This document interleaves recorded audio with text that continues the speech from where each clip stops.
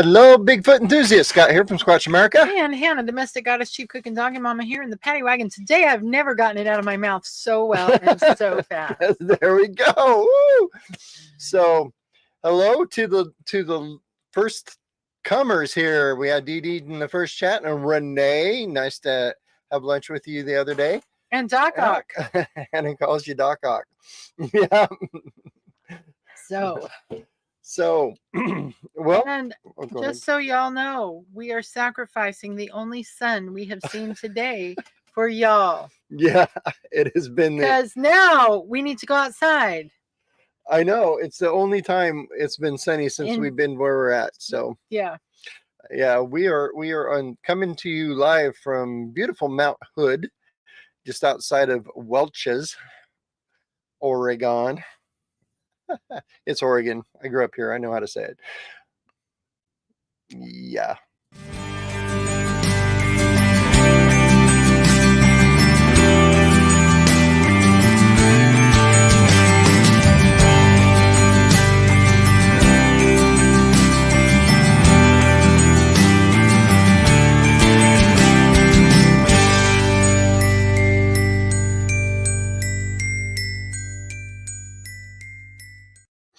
Well, what do we got going today, honey? What do we have going today? Oh, you wish we have like microwave warmed up coffee. Yeah, we do. Yay. Hi, Janice. And by the way, everyone, we're so, I don't know if sorry is the right word. Sometimes, especially during this season that we've had, it's just too hard to go live. And just too hard to keep up with everyone. But I want to thank all of you for your well wishes last week when we went to be with my family to honor my recently departed uncle. He was a great man. He really was. And I tell you what, just all of us who are mostly in Generation X, right? And you know what they say about Gen X. We're kind of tough. I think you're still a baby boomer, but we'll claim you. You're close enough. You were like on the cusp. I was on the edge, yeah. But nothing brings out stupid drama in family like a death and adults behaving badly. And I tell you what, I just don't do that. Honor, you know what? Just honor what their wishes were and go forward. And because I tell you what, I watched some family members just be horrible. Just horrible. So don't do that.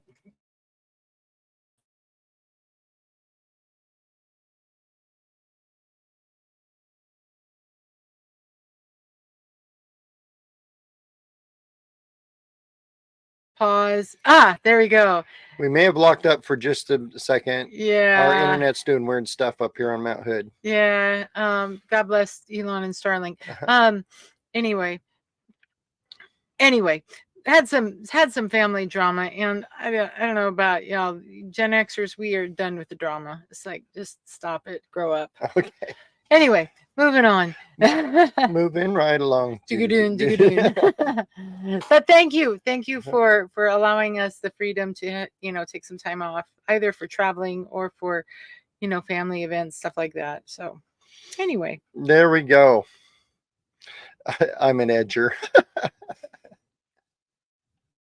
Okay, so what we want to do tonight is tell you something fantastic about everything we found out in Klamath Falls. Just something? Well, a whole bunch of many things. What we found out. Klamath Falls was shockingly good. It was. As far as the show goes, as far as the reports we got, we were not anticipating all that goodness from Klamath Falls. We didn't. Oh, wow. I got frogs. Okay. How much water have you had today? None. Okay, because that's how I roll. So, what we found in Klamath Falls, look at this. First of all, our drive over there was kind of fun. A shot on the road going from Medford over the hill to Klamath Falls. What's the name of that mountain? Mount McLaughlin, I think it's called. I don't know. Whatever. That we had to drive over to get there. But the show was fantastic, like Hannah said. there's a view from the balcony looking down. Look over towards the top left, and that you can see our guy there. Yeah. Red circle. If you circle it in red, then it's a Bigfoot. Oh, I can do that actually. Yeah. Here we go. Did it work? No, you made it bigger. Nope, I'm going through it. You're... Anyway, that's not working like it's supposed to. Ink color, because you don't have an ink color. I do have an ink color. Oh. Hey, Angel. There we go. There's the Bigfoot. Now I've been able to put a circle around it. So it's not a Bigfoot until there's a circle around it. A red circle. A red circle. That's the deal. So anyway. This is our setup there. We got to set the truck up. Got my laser pointer happening. Got to set the truck up. We had our little sales booth. We had our little museum set up, which is kind of fun. I set it up against the truck. We had all this truck electronics gadgetry running, and this is a super secret thing we're going to be talking about in the future. This. Oh, right that, here. Yeah. So it's not really super secret, but there we are. There we are. So anyway, so that's that. So we'll get into the Bigfoot reports. So our first one was a set of photos sent to us of some footprints in the snow. In the snow? Snow, because we showed you the road going over there. So in the Klamath Falls area, we heard the words Butte Falls about 1,000 times. Mm-hmm. So the Bigfoot in this area, well, we heard a lot of different reports from different areas, but the most common place people said was Butte Falls. Scott Goebel, hi. You might look on a map and see where that's at. Or you might already know where it's at. So, oh, hi, Doug. And who else? Galen. Thanks for jumping in. Okay. And Raptor. Yes, Raptor. We just finished up with 5 sportsmen's outdoor shows. Yeah. With all the things. Oh, and hi from K Falls. Yay. Hey, Vidplex. I guess that's what you're thinking. Vidplex. Okay. I got it. So anyway, so here's one of the first ones we got is these footprints in the snow. Now you can kind of see the are you struggling? I am struggling bad today. Oh, look, there's my laser pointer. So you've got these here are actually rabbit tracks. Like those are very familiar to me, but these here quite a ways apart going up this hill. Well, how many rabbit tracks would fill one of those spots? About 4, maybe 6. Yeah. So not so far apart. I mean, I'm saying not so far apart. Yeah, that's like one dot. There's 1, 2, 3, 4. Just guessing 5, 6. Yeah, you're about right. 6. Okay, and here's a different angle. Now, what kind of bothered me is they look very close together as far as Bigfoot tracks go. And then he has this shot next to it. The tracks are huge.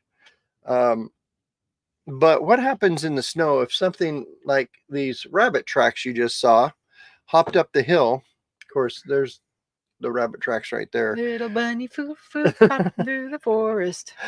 Hey, Don. What happens with those rabbit tracks? Yeah, but I'm saying if he's got like a foot, there's 2, 3, 4 feet. That's pretty far apart. Could be. These actually looked kind of legit, but the thing with tracks in the snow is hard unless they're really fresh. Once you get a track in the snow, if it warms up, it melts out and gets bigger, and then it snows again, and so you can't really tell. And this has been had to layer snow on top of it. But as far as tracks goes, they look pretty good.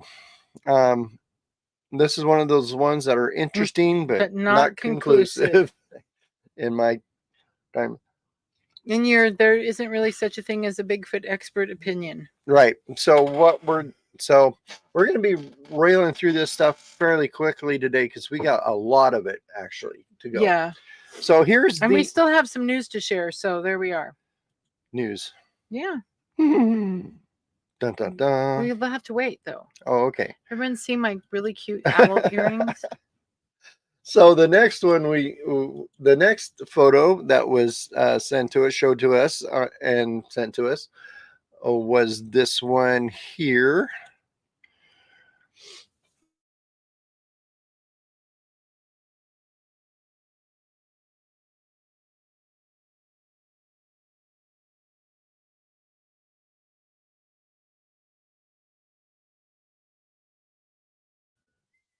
There we go. Weird. So we keep getting the spinning wheel of death. I hope it's not that bad for you guys. But we got if the satellites are moving up there, right. So this here looks a lot like a boot. A boot to me. It's a boot that's oot. So we're gonna or it could be a bear track. Or 2 horse tracks. Or I don't know. Be a lot of things. It could be a lot That of is not things. a big footprint. No, too hourglassy for my liking. So Hourglass. Scott says, "Yep, a boot." So here's the next one. Now this one's really good. Look at this sucker. It's kind of a blurry photo. So Bigfoot tracks are blurry. It's 11 inches wide at the toes. No, it's 7 inches wide What? at the toes and almost. Oh, 7. Sorry, I can't read. I need new glasses. 7 inches wide at the toes. Okay. And it's roughly 16 inches long, which is really kind of cool. This one looks pretty good. What do you guys think? Well, I can actually see the toes, and that's a good inch into the soil. Right. So is this real or is this Memorex? I want to point something out. See this little mound of dirt around the edge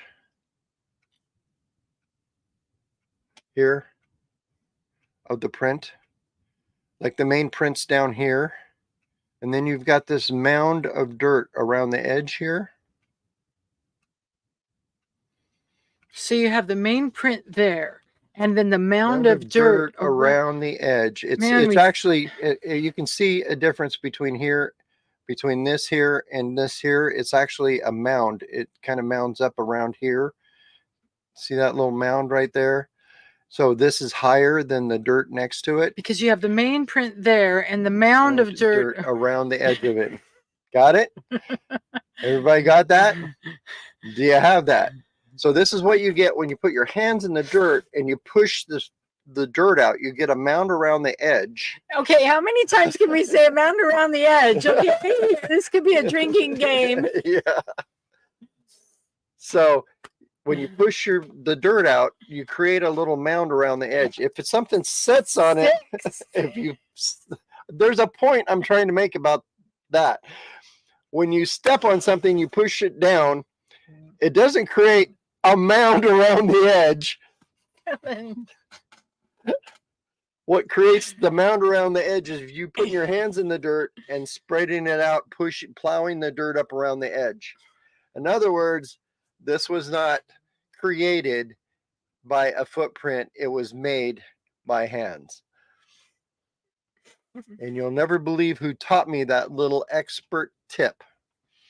Cliff Barrickman. Nope. Who? Dr. Jeff. Dr. Jeff. It had to be one of the two. Yeah.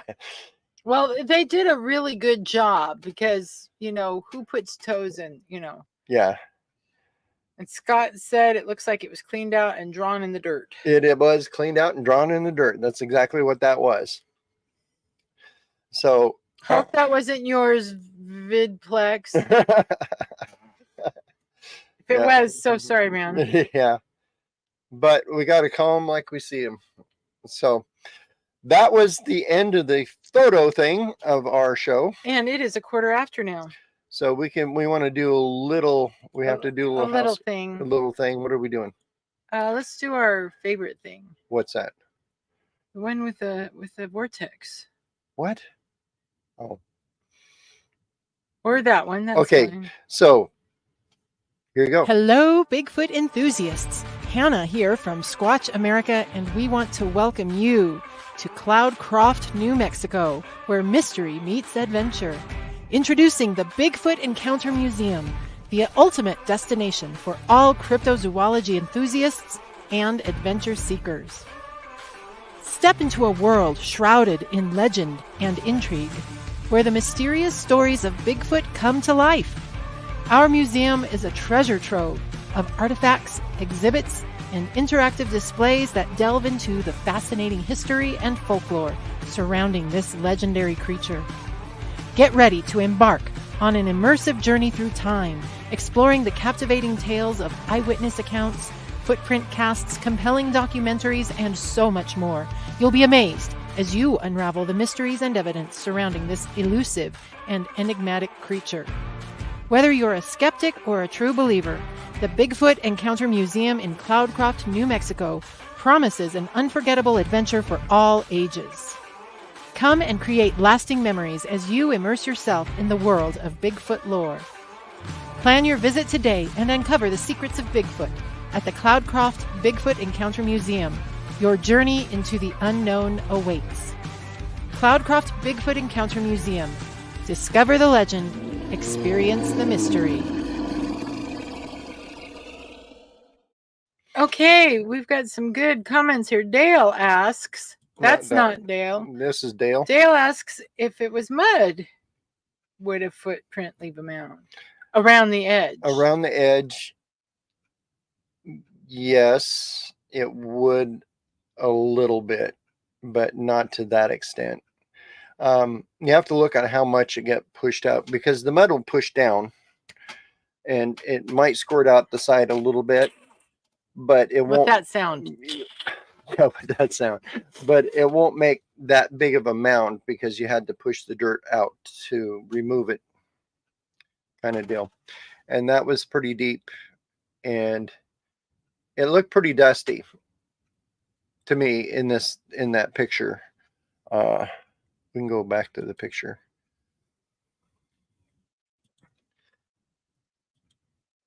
Let's see.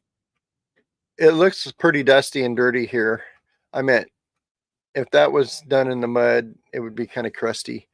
But the edges here look pretty dusty too.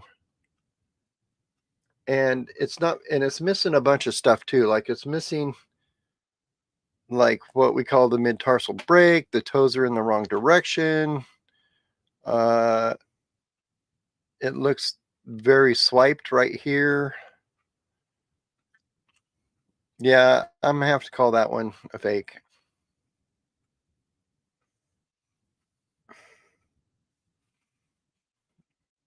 Yeah, so it's missing. It's not just the mound around the edge for the 10th time tonight.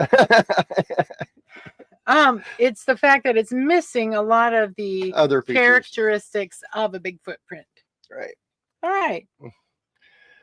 So there's that. So Raptor says, wouldn't it depend on the weight of what or whoever it is? Your foot will still do it in wet sand the same as mud. Yes, it will. A lot depends on weight, but no matter how much weight, you're going to leave those telltale characteristics. Mm-hmm. Okay. Doc Ock, I count everything. I'm kind of a neurotic like that. I count, like, when I'm walking up and down steps, I count steps.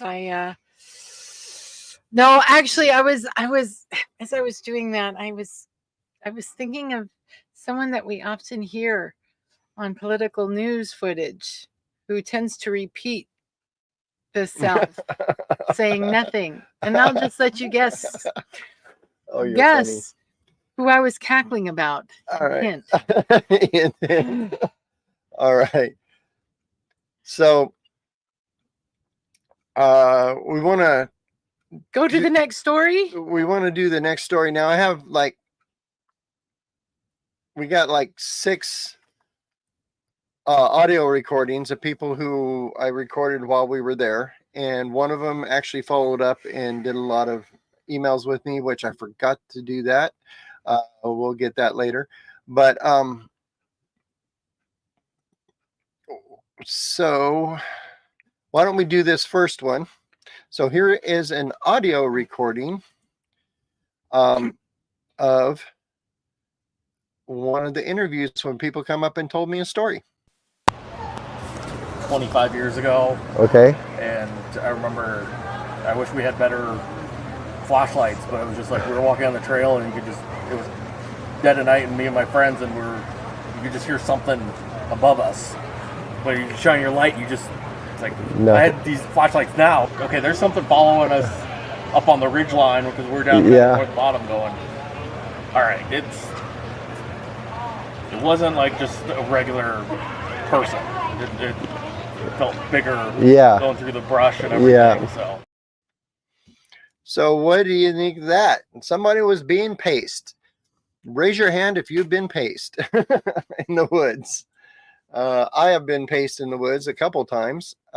We were paced in Montana once. Something just over the hill. We would walk, it would walk. We'd stop, it would stop. We'd walk, it would walk. And that's the same time we also had the hindquarters of a deer left in the trail for us. Then another time I was paced was with my son and my grandson.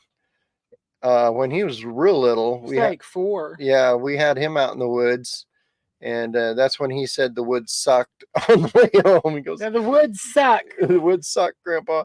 Yeah, but anyway, he's not an outdoorsy kind of guy. We were being paced on the hill that time too, but we had also just found some fresh bear poop, so I'm pretty sure that was a bear. So Mike Prime says it's freeze tag. Yeah, that's exactly what it is. So that was an interesting story. I mean, I've heard other people tell stories about them getting paced and actually hearing the bipedal steps instead of like a bear. A bear will be kind of noisy, but you can't really hear the bipedal steps with a bear. When we were in Montana, we heard definite. It wasn't even hearing; we felt bipedal steps. Yeah, just over the ridge. It was do. Yeah. So anyway, that's something he didn't say anything about hearing that. It was in the dark too. That was another kind of a scary thing. And he said it was 20 years ago where they had the old flashlights where you could see about 10 feet, maybe, Yeah. So there's that one. So here's the next gentleman who told me this story, and this was southeast of Klamath Falls. There was a ungodly scream. Never heard it before. And it did it about 3 times. And we got the hell out of it. Yeah. Now, when was that? Oh, that was a few years back. Okay. We had that feeling. Then my brother took off after some deer, and I pulled down the road a ways, and I shut it off, and I'm sitting there, and that ungodly scream happened again, and my brother, we've hunted all our lives out in the woods. Never heard anything like that. Wow. Butte Falls, you said? Yeah. Okay. Out there by, it's between Bowling Creek and Willow Lake. I tell you, made the hair on the back of my neck stand up. All right. So get off your phone, man. Yeah. So I had the wrong thing. That wasn't the one. The next one's the one I was talking about. Actually, the 4th one. Anyway, so the reason I got on my phone real quick is I'm going to play something for you. So he was talking about an ungodly scream. Well, this here is actually an ungodly scream.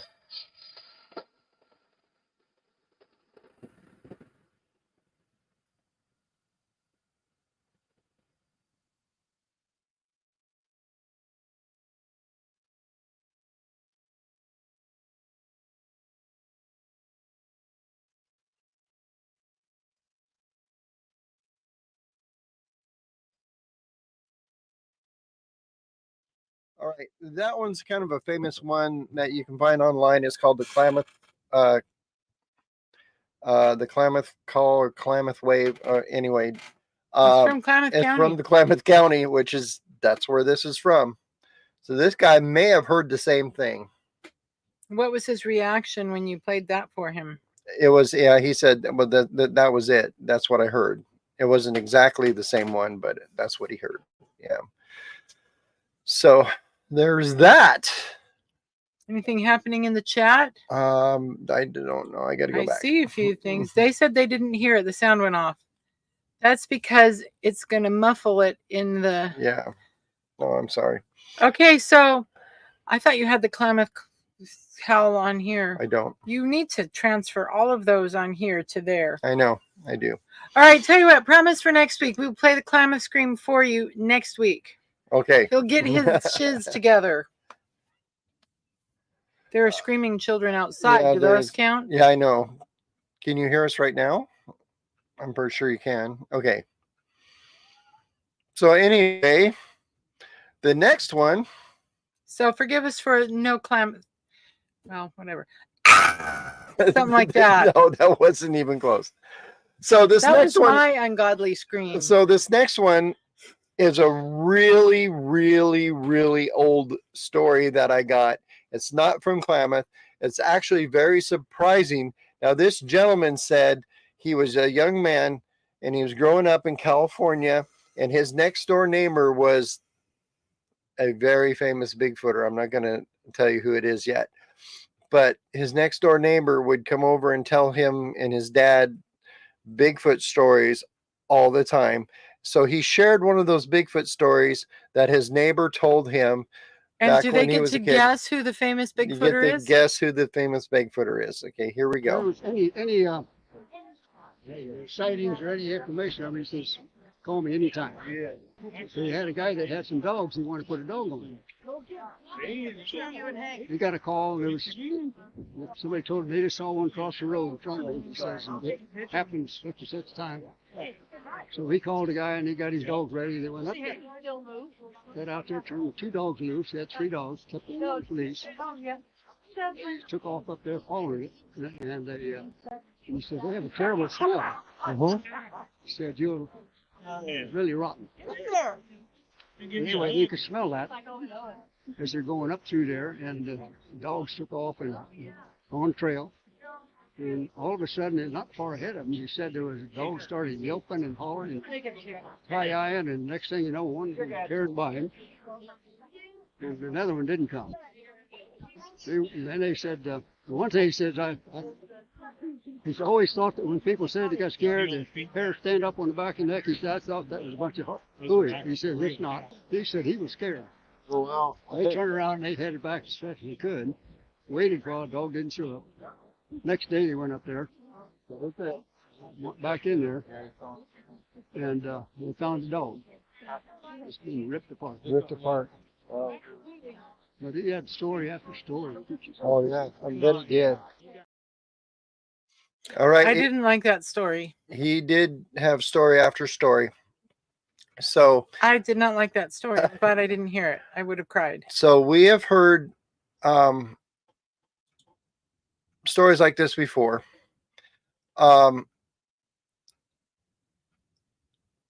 It is traumatic. In fact, it goes clear back to this story is way before the Falk Monster movie came out, but there was a story in the Falk Monster movie about the guy said he killed 2 of my best dogs, and if I ever catch him, that'll be all she wrote.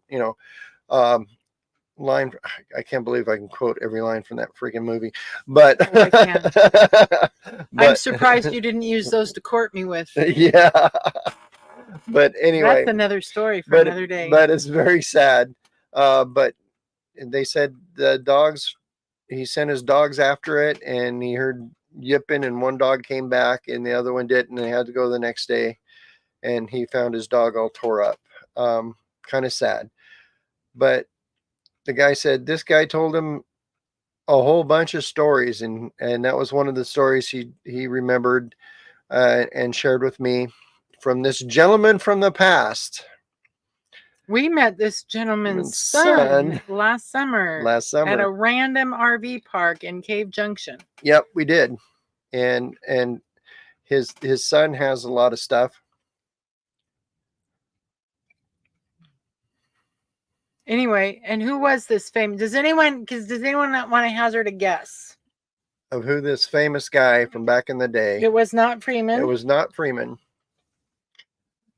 Remember, this guy who had these stories told to him grew up in California.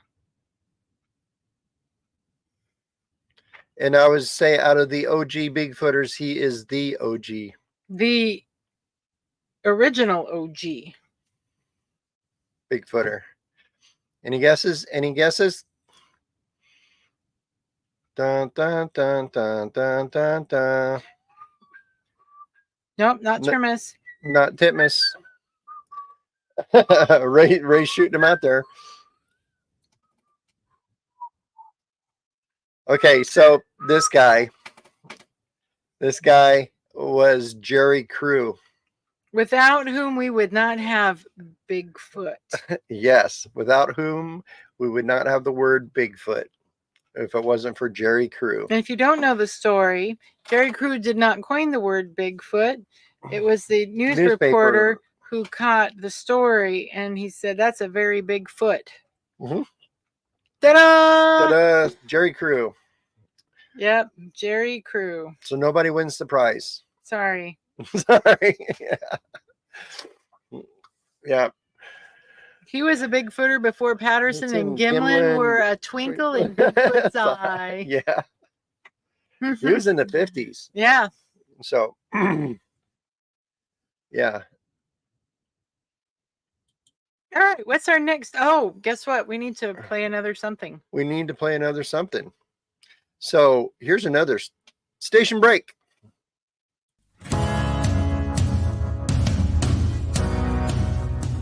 As we travel and search for Bigfoot, we use a lot of equipment that uses the internet to operate.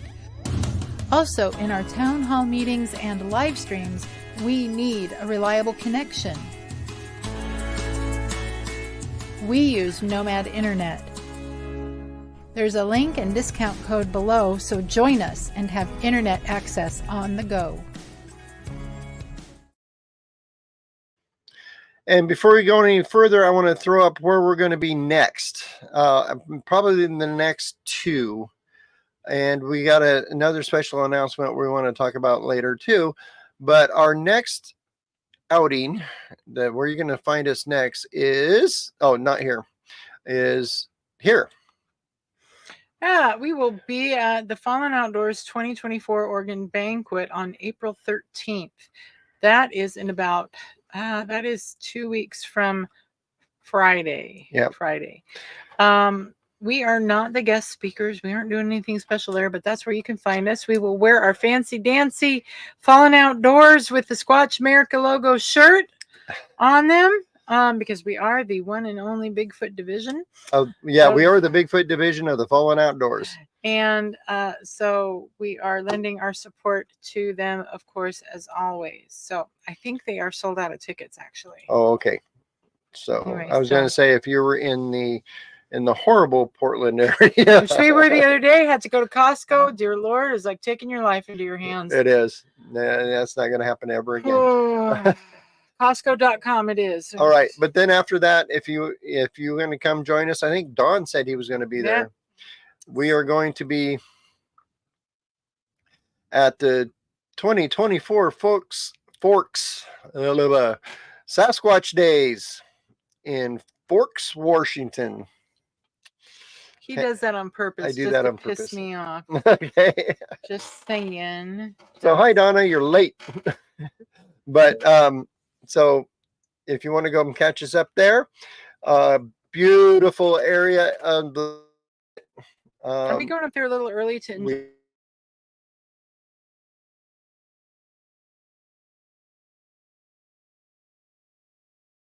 Wood and I can't read the Robert other, Alley, Amy Buse, Cindy Goodbreak, Rich Germo, and us. and Shane And Corson. I've missed him. Sorry, Shane. He's our buddy. Why are always the most beautiful places always one that are most overrun with people that are trying to destroy everything? I know it's weird. Anyway. So there's that. So moving right along to our next audio clip. This one here is kind of interesting. So take a listen to this. I got to put us back like here. Okay. Which one? His dad came down, and they're both do Cal Fires down in Northern California. We got talking on the houseboat, and he told me about, and this is probably, I thought he said about 15 to 20 years ago, Northern California, and I can't remember where he said, like Leggett or some, can't remember the exact area, but they got called, they had some fire thing that was going on, and they went to this certain spot that they were going to set up a tanks or some crud. Well, they got there and they found tons of, they found horses, they found cattle, they found elk, partially buried, half of them torn up. Just, I mean, he said it was, they were all over in this spot. He said him and his buddies, when they were up there, they got real uneasy feeling and stuff, and they said it was really strange. It was just like something was eating this stuff. Like there was old carcasses, but there was new carcasses. Some of it was covered with branches and stuff. And That was kind of disgusting. What is this with people in the we don't often hear disgusting stories and traumatic stories like this. I know, Klamath Falls. Who knew? True.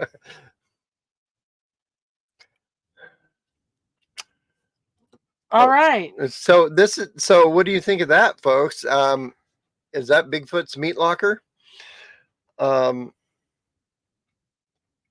actually heard stories about people finds like this before. Mm-hmm.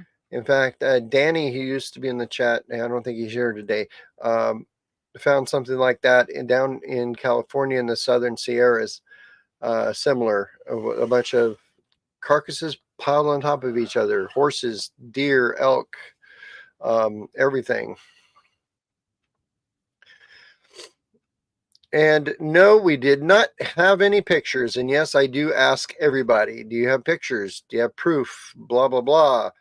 And a lot of these are like, well, this is what Joe Bob told me from back in the day. So, And a lot of them are, this happened to me like 30 years ago. People carry these experiences with them for the rest of their lives, and they very rarely do anything with them. Right. And you got to remember 30 years ago, not everybody carried cameras with them everywhere. I mean, in fact, very rarely. This is a brand new curse on mankind. Right here. Yeah. So, 30 years ago, it was rare. Yeah. To have a camera with you when you did anything. Because you had to have film and all that stuff. You carried cameras when you went on vacation, or you got the family together at some godforsaken reunion or something like that. Yeah, something like that. With the reunion and smiles. Yeah, those. What was that Mark from the Medford show that Rick's talking about? I don't know. Do you remember? There are so many stories. Yeah. Oh, that was Mark from the Medford show. Was it? Did you mix up your shows? I don't think so. Maybe he was here too. Oh, could be. That could have been. Could be, yeah. Could be. Yeah. Yeah. So. And the stories are interesting. I mean, come on. How to Hunt. How many of you watch How to Hunt? He never has pictures, does he? Never, ever. He just reads stories. So there we go. Renee had an interesting comment there that you just flipped away from. This one? Yeah. I'm not sure Sassy would pile them up like that. It would draw attention. It depends on where. Yeah. I mean, not going to pile them up on a picnic table. Yeah. But deep woods they might. Because remember that one story where you had the deer piled up on the tree limb? 3 of them? Yeah. Well, yeah, we had that story from Halfway, Oregon. Yeah, actually Oxbow. Yeah. So Rick said he told the story about the carcasses. Awesome. Thanks, Rick. Looks like he came to Klamath Falls and told it again. So. All right. So we've got one more left. No, you got 2. Oh, no, we got 2 more left to talk about. I'm trying to find my buttons. Here we go.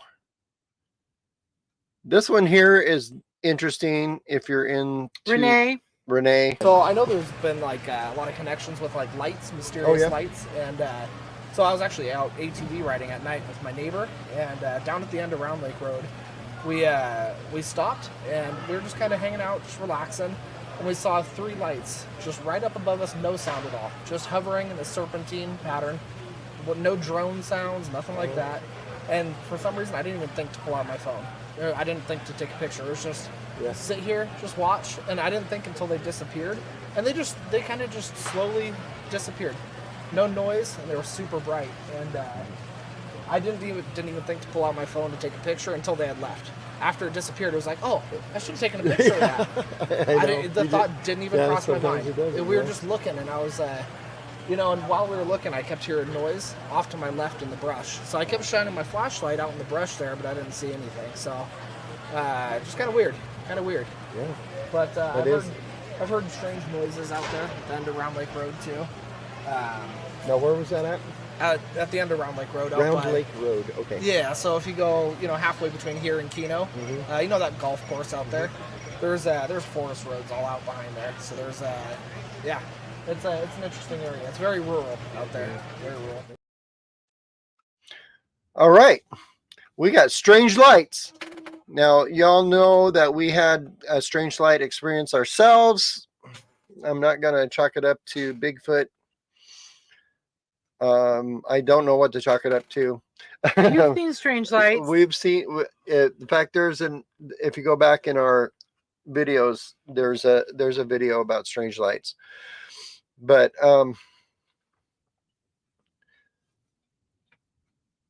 just keep talking. I'll watch the chat. well, I'm trying to think. And he said these were in a serpentine, so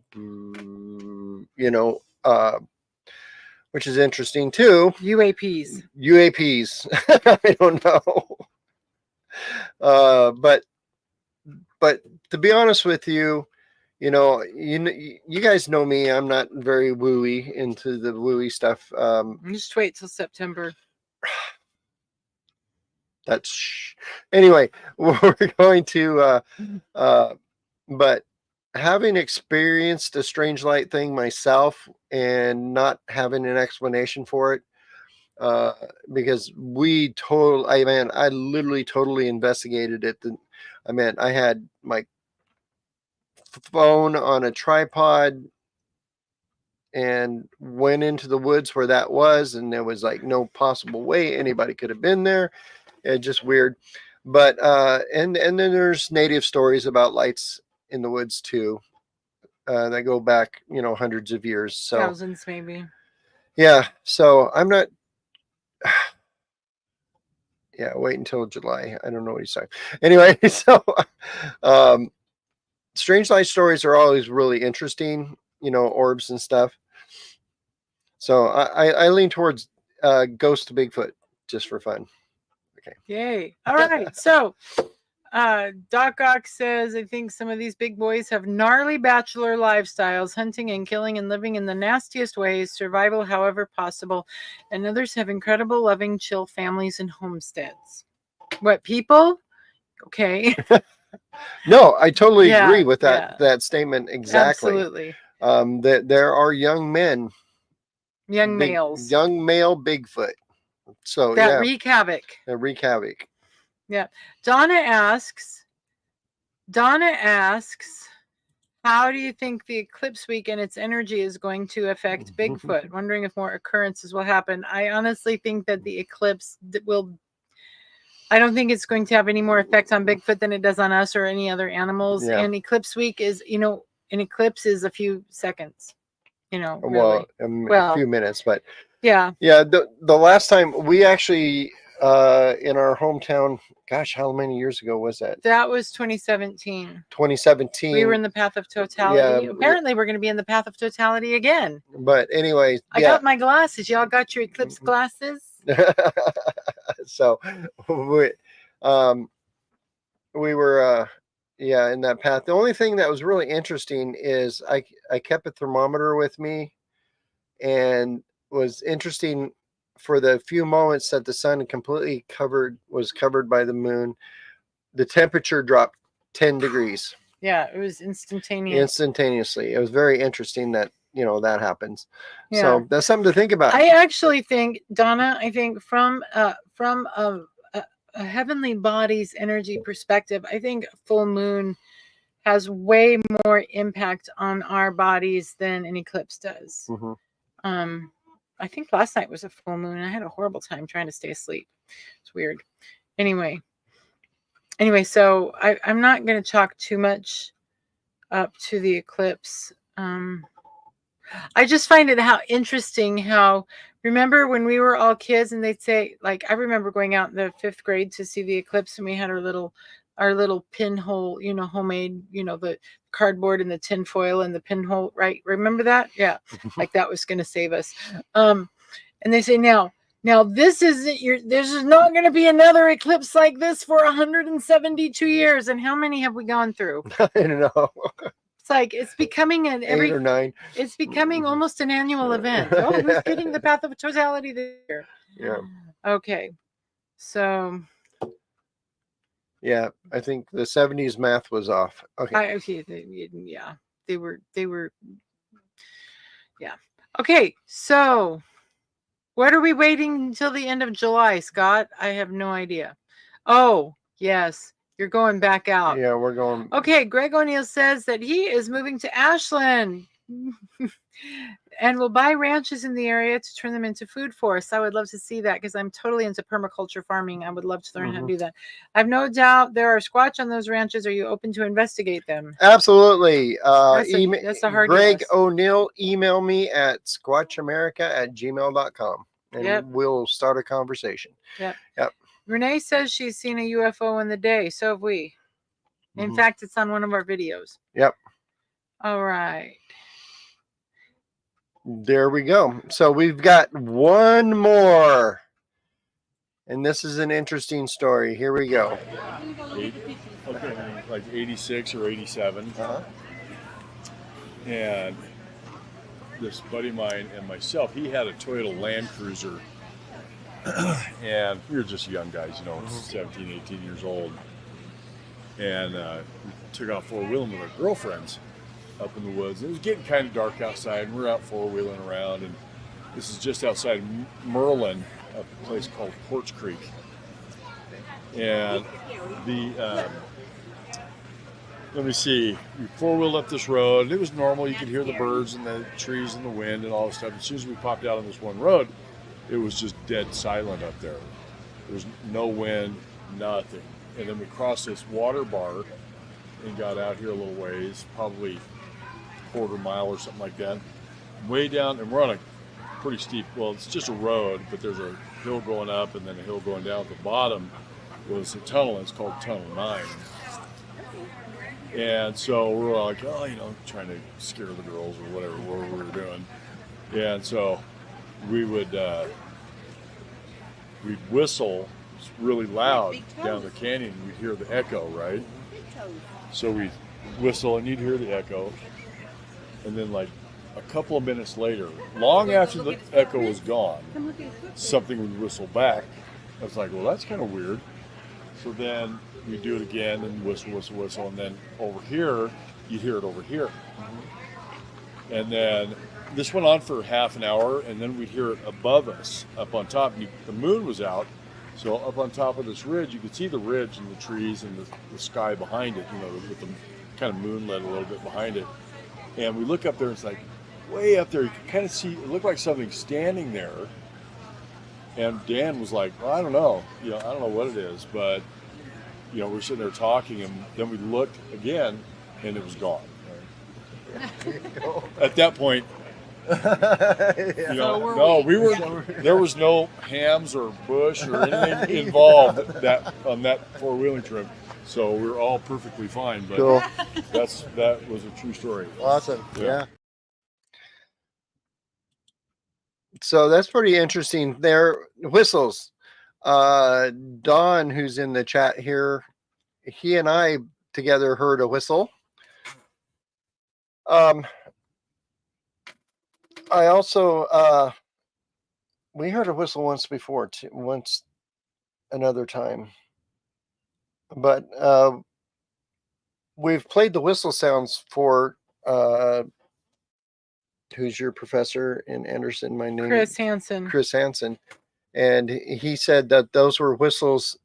They were throat whistles. They were throat whistles. Not lip whistles. Not lip whistles, yeah. And he said they're extremely loud. So this guy was hearing these whistles. What triggered them was he was whistling into a tunnel, creating echoes really loud.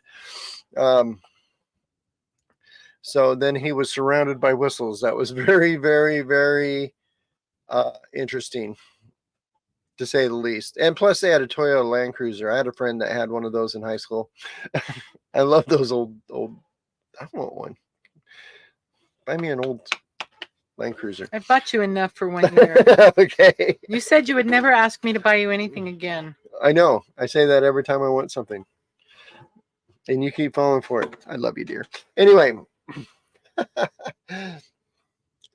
So that was very interesting. And another interesting thing, he said there was no hams or bush involved. If you don't know what he meant by that, you had to have grown up in the 70s. If you don't know what he meant by Well, that. if you do know what he meant by that, you had to have grown up in the 70s. If you don't know what he meant by that, you're too young. You're too young.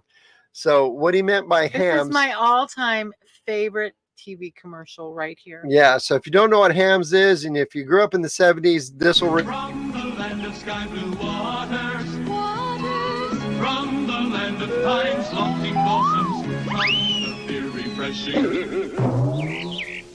Pour an ice-cold Hams and treat yourself to the premium beer from the land of sky blue waters. Great tasting Hams. Hams, the beer refreshing. Hams, the beer refreshing. Hams.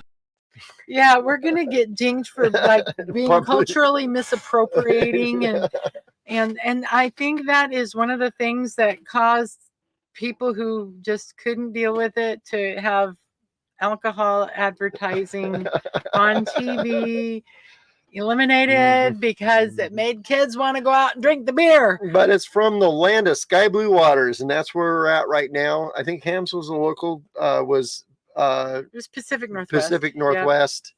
That was a great commercial back in the day. And I don't know how many of us teenagers back in the day got somebody to buy us some beer, and it was usually Hams, and we'd end up in the... I wouldn't know about that. Yeah. So Raptor has an interesting point. It's too bad all these people were talking about this, but no pictures or video. You know, again, they're, back in the day, they didn't have these. I mean, there weren't things 30 years ago. You didn't have Bigfoot researchers. I mean, citizen science is brand new, and that's something that Cliff Barrickman talks about a lot is citizen science. People going out, even 20 years ago, did your average Joe Blow go out and look for Bigfoot 20 years ago? Probably not. Yeah. No, that wasn't a thing. Yeah. and so, we can't, I heard this was wise, and we could apply this to so many things. We cannot judge the past by what we know today. Right. Today we know that we have these tied to us, and if we leave the house without these, we'll probably die. Yeah. And if we're not constantly got our camera on the ready, how would we know what's going on in the world if everyone wasn't filming everything all the time? And even with these, we can't seem to get a decent picture of Bigfoot. Oh, that's right. Dale pointed out we heard a whistle too in Maine. Yep. Yeah. Schlitzmal. Schlitzmals. Y'all were so non-glamorous. You were non-sophisticated. Greg said Hams was never worth drinking. I totally agree with that. Not like Keystone. But we were teenagers, You didn't care. We didn't care. It was beer. Schlitz malt liquor. Yep. So he did point out there was no hams involved in his story, though. There's that one Raptor. So he was pointing out the fact that they weren't drunk. Yeah. And Scott Goebel says something very true. 99% of the people that come to the shows only have stories. They have absolutely, first of all, they usually don't know that there's a Bigfoot presence at these shows. And second of all, even if they see, oh, you can come see the Bigfoot, they have no idea what that means. They have, so, and third, even at these, how many times have people checked you out and now only on year 3 have they come forward? Mhm. So most of the people that come don't say anything. They walk off, they bought their t-shirt, they bought their magnet, and that was the end of it. So 6 schlitzes, whatever. Screen. Like Keystone or Pabst. Pabst. Yeah. Okay. So Janice said that the Rainier beer motorcycle commercials. I remember those. What was the other one with the artisans? The artesian well. Olympic. Yeah, Olympic. Was it Olympia beer? Yeah. Yeah. All from the Great Northwest. Yes. With our artesian wells in the land of sky blue and water. now what is the Northwest known for? Not those, but microbreweries. Microbreweries, yeah. Yeah. Okay. All right. Hey, we got 3 minutes left. So Okay. you've got one more thing to share with people. Oh, wow. I smelled what we smelled. In the 70s up Washington Gulch. Okay, cool. Don and I smelt the Bigfoot. In the 70s? In the 70s. Oh, Washington. Okay. Okay. Now I know what he's saying. It took me a minute to put the words together because I have menopause and sometimes my brain doesn't work. So is there anything else we needed to? Yes. Yes. The very special thing. Oh, the very special thing. So here we go, folks. We need to talk to you about not whistles. Not whistles. We need to talk. I keep looking for it. Here it is. We need to talk about this. So, folks, we're putting on the Bigfoot Science Fair. Now, what the Bigfoot Science Fair is, it's a contest, science fair contest for people to come up with new ideas for collecting evidence of Bigfoot. Because guess what? Taking pictures and telling stories and drawing footprints in the ground is just not cutting it anymore. Yeah. So what we're doing, and this is in conjunction with all my friends from the Bigfoot Roundtable, what we're going to do is you can submit your idea, and all you have to do is do a Step 1, come up with an idea. Yeah. Step 2, do a little video about your idea and demonstrate it or talk about it or whatever. Demonstrations are better. Yeah. So, and then email it to us at squatchamerica@gmail.com, and then we're going to put this on through October 1st. So through November, the end of November. Anything we get, the end of it's through the end of September. You said September. Through the end of September. I don't know dates. You got menopause. I got menopause. Time is irrelevant. Anyway, so if you have come up with an idea, video your idea, send it to squatchamerica@gmail.com, and then they're going to be reviewing it on the Bigfoot Roundtable as they come in. And then on October 9th show, we are going to announce the winners, and they will be fabulous prizes. I'm not going to disclose the prizes quite yet. Mostly because we don't know quite what they are. But they will be fabulous. Trust me. We are going to come up with some really good stuff because we have some new sponsors that are pretty awesome. Just that saying. You will be meeting shortly. That you'll be meeting shortly. And they have some fantastic prizes. So anyway, what we're going to be doing is that. So if anybody has some great ideas, go ahead and let us know. Yes, squatchamerica@gmail.com. So with all that said, thanks for watching. Thanks for putting up with our menopause. And as always, menopause and menopause. Oh, menopause. Please remember that. Enough of the pauses. Oh my gosh, you've lost it again. Oh my gosh. Because you know why? Mongo only pawn in game of life. My sentiments exactly. So our job. Did you lose it completely? Our job is to investigate the unexplained. Not to explain the uninvestigated. So, hey, we haven't said it. Like this video, share this video.